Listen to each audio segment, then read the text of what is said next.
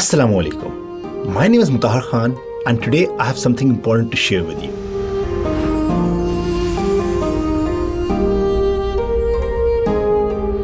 Muslims around the world are celebrating the most important religious event of the year, the holy month of Ramzan. It's a time of fasting, prayer and reflection. But it's also a time of giving, particularly through the practice of Zakat. Zakat is one of the 5 pillars of Islam, a significance that makes this form of almsgiving an obligation for Muslims. But for many Muslims, it's more than an obligation. It's an opportunity to give back to their community in a meaningful way and purify their worldly belongings. Now, you may be wondering how much you meant to give and where. In Pakistan, there are 2 options: privately or through the banks to the government. In terms of how much, don't worry. Zakat doesn't ask for excessive or unreasonable amounts of money, just 2.5% of your savings and only of those who qualify. That threshold for qualifying is known as the nisab. This is where things get a little technical, but basically, any Muslim whose savings exceed 87.48 grams of gold or 612.36 grams of silver or its equivalent amount in cash or trading assets qualifies.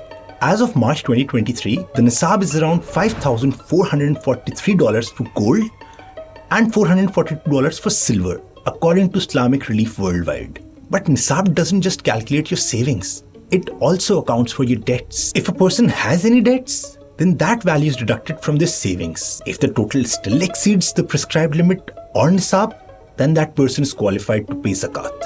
So zakat is a bit like a religious tax, but unlike other taxes, zakat payments can be pretty painless in Pakistan. And that is largely thanks to the Zakat and Ushur Ordinance passed in 1980. This centralized system has the government send out a circular to all banks on what the nisab threshold for savings accounts is in Pakistan.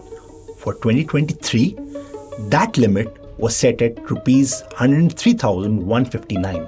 Once banks are informed of this, they spend the first day of Ramzan closed to determine which savings accounts have this amount and then deduct the necessary 2.5%.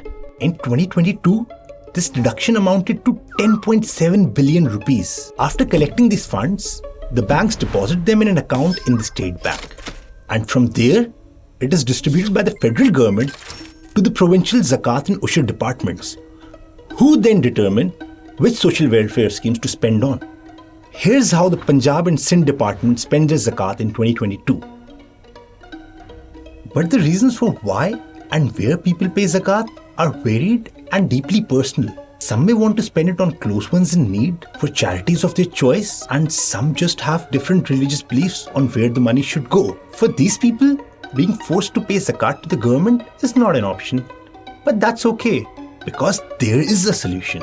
For those who would rather donate their zakat privately, they must submit a zakat declaration form known as the CZ50 to their banks before the zakat deduction day to become exempt. It is worth mentioning that banks do not look at any additional assets such as the contents of your locker, jewelry, stocks or property. Any zakat obligations that arise from these assets have to be handled privately.